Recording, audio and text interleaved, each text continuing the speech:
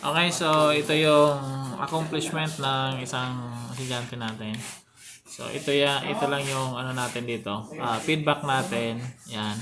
So nagkaroon siya dito ng ayan, undercut. Nagkaroon tayo ng undercut na dito ha. Yan oh. Then yung bed natin, pinayayakap natin mismo doon sa bed niya. Kaya kung titingnan natin, umuumbok siya masyado. Ano? So dapat hindi siya uumbok masyado. Naintindihan ko?